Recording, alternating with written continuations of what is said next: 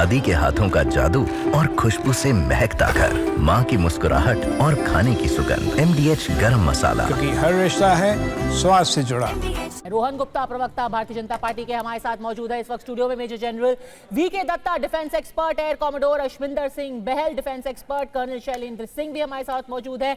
मेरे सहयोगी सुमित चौधरी भी थोड़ी सी देर में ही हमारे साथ जुड़ जाएंगे। लेकिन सबसे पहले जनरल दत्ता, मैं आपसे पूछना चाहूंगी, ये तस्वीरें देखिए जो बहावलपुर से आ रही हैं, जैश ए मोहम्मद का जो मरकज़े सुभान अल्लाह है, क्या ये अभी तक का जो भी टेरर इंफ्रास्ट्रक्चर है उस पर सबसे बड़ा हमला मान सकते हैं? हाँ पद्मजा, सुभान अल्लाह। जो भारत ने प्रण लिया था, प्रधानमंत्री मोदी साहब ने बोला था कि हम पहलगाम हमले में लिप्त किसी भी टेररिस्ट को, ऑर्गेनाइजेशन को, उनके प्लानर को, उनके एबेटर्स को हम छोड़ेंगे नहीं, चाहे वो दुनिया के किसी कोने में चला जाए, उनको मिट्टी में मिला देंगे। उनका जो प्रण था वो आज उसको हमने कामयाब बनाया है और ये शुरुआत है।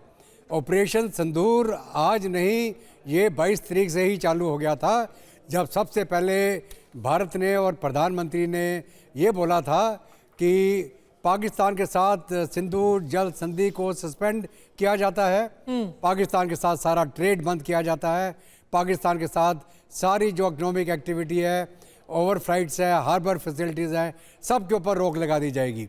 और उसके साथ साथ लगातार डिप्लोमेटिक हमारा जो इनिशिएटिव था और जो हमने पूरी दुनिया को इसके बारे में जानकारी दी, और इसके बाद जो पाकिस्तान की तरफ से रिएक्शन आने लगे कि हम न्यूक्लियर बम मार देंगे, हम पता नहीं क्या क्या कर देंगे, तो भारत ने तो कभी बोला नहीं था कि हम पाकिस्तान पे हमला करेंगे। हमने तो बोला था हम उनके टेरर इंफ्रास्ट्रक्चर पर जनरल दत्ता, बहुत सारे लोग तो ये कह रहे हैं कि सिर्फ मरकज पर हमला किया गया है, जो टेरर कैंप है वो तो अभी भी इंटैक्ट है ना, वहां पर अभी भी आतंकी पल सकते हैं। बिल्कुल, देखिए ऐसा है कि आतंकी तो हर एक घर में पल रहा है, तो उसका कोई हमें परवाह नहीं है। लेकिन जहाँ भी ये ऑर्गेनाइज होके आएंगे, इकट्ठे होंगे, आज के बाद ये जहाँ भी इकट्ठे हुए इनको हम मारेंगे। ठीक है, यानी कि ये सिर्फ एक ट्रेलर है रोहन गुप्ता, ये भी मान सकते हैं आगे ऐसी और भी कार्रवाई होगी? देखिए बिल्कुल, ये तो अभी झांकी है, बहुत कुछ होना बाकी है, क्योंकि इस बार सरकार सिर्फ रिएक्शन के, सेना या सरकार सिर्फ रिएक्शन के मोड में नहीं है, फुल एंड फाइनल के सेटलमेंट के मोड पे है। तो मुझे लगता है कि आगे आने वाली 7 पुश्तों तक पाकिस्तान या उसकी सेना या उसके त्रासवादी आतंकवादियों की हिम्मत नहीं होनी चाहिए कि भारत की ओर नज़र उठा के देखे। उनके लिए गंवाने के लिए कुछ नहीं है। भारत कल ही चौथे नंबर की अर्थव्यवस्था बन चुका है। हमको मालूम है हमारी कुछ जिम्मेदारी थी, पर जिस सटीक तने से, मैं प्रिसाइज वर्ड यूज करूंगा, हमारी आर्मी ने इस पूरे ऑपरेशन को अंजाम दिया है कि किसी के लिए बोलने के लिए कुछ नहीं।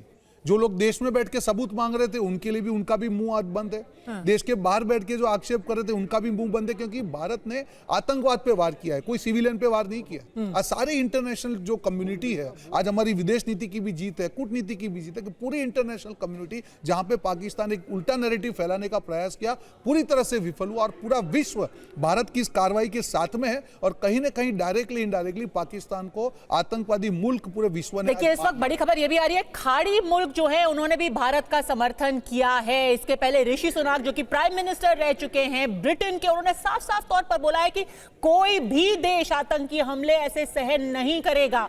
अपनी आत्मरक्षा में भारत को ऐसे हमले करने का पूरा अधिकार है।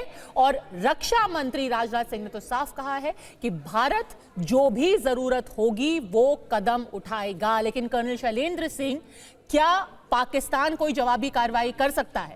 क्योंकि आज उनकी जो नेशनल सिक्योरिटी काउंसिल की मीटिंग थी वो हुई, उसमें सबके वैसे चेहरे काफी उतरे हुए थे। मैं ये भी बताना चाहती हूँ कि पिछले 14 दिनों में शायद जितने टीवी इंटरव्यू ख्वाजा आसिफ ने दिए हैं शायद ही किसी ने दिए होंगे। वो नेशनल सिक्योरिटी की मीटिंग करते कब है? वो टीवी इंटरव्यू ज्यादा देते हैं। खैर, आज जब उनकी मीटिंग हुई, शहबाज शरीफ वहां मौजूद थे, उन्होंने स्टेटमेंट जो रिलीज किया उसके बाद उन्होंने कहा है कि पाकिस्तान को जवाबी कार्रवाई करने का पूरा हक है, हमने एक ओपन हैंड दिया है अपनी आर्म्ड फोर्सेस को। क्या मतलब निकालेंगे? जय हिंद, नमस्कार। देखिए, बहुत बड़ी बात आपने हाईलाइट करी है, और उसमें है कि पाकिस्तान ने क्या करा या क्या करेगा। मैं आपको सिलसिलेवार गिनती गिनवा देता हूँ। शुरुआत करी कहाँ से कि नहीं जी हमारा इसमें कहीं नाम नहीं है, ये आपका फॉल्स फ्लैग है। मुझे समझ नहीं आया श्रीनगर से कन्याकुमारी तक वो फॉल्स फ्लैग जो था पाकिस्तान वाला क्यों जलाया जा रहा था, बट फिर भी चलिए, पाकिस्तान सीखेगा नहीं इस बात से। ज़्यादा बड़ी बात यह है कि उन्होंने क्या किया तैयारी, उन्होंने तैयारी करी कि न्यूक्लियर बॉम्ब जो है वो सारे नुक्कड़ पर लगाए, चौराहे पर लगाए। ये उनका स्टेटमेंट है, मेरा स्टेटमेंट नहीं है। उनके डिफेंस मिनिस्टर ने क्या बोला, हम 40 साल से 30 साल से हम आतंकवाद को पाल रहे हैं, आपके लिए काम कर रहे हैं। दैट मीन्स आतंकवाद आपके यहाँ है। एक और मिनिस्टर ने क्या कह दिया, अगर इसमें पानी नहीं बहा तो खून बहेगा, वो थे भुट्टो साहब। तो ये भी तैयारी है एक तरीके से।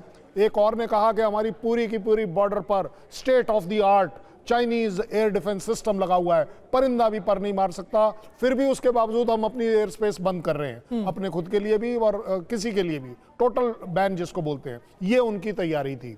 अब मैं आपको बताता हूँ, ये जो आप अब बोल रही है ना, जो मीटिंग हुई है जहाँ बोला गया है, मीटिंग में बचा क्या? अब तो सिर्फ मातम मनाया जा सकता था जो उनके चेहरे पर दिख रहा था।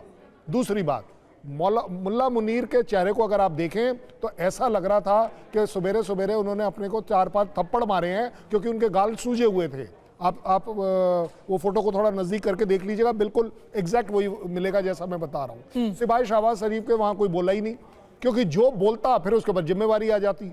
तो ले देकर एक छोटी सी स्टेटमेंट निकाल दो, तो रिटेलिएटरी स्ट्राइक नहीं हो सकती है? नहीं, बिल्कुल। देखिए, मैं तो आपको एक बढ़िया सी चीज बताने वाला हूं कि दूसरे को गिरकर देखकर सीखने वाला समझदार होता है, जो खुद गिरकर सीखता है वो बेवकूफ होता है, जो बार बार गिरकर भी नहीं सीखता वो पाकिस्तान होता है। तो आप इस बात से बिल्कुल निश्चिंत हो जाइए, पाकिस्तान के खून में बदली नहीं आएगी। दादी के हाथों का जादू और खुशबू से महकता घर, माँ की मुस्कुराहट और खाने की सुगंध। MDH गरम मसाला। क्योंकि हर रिश्ता है स्वाद से जुड़ा।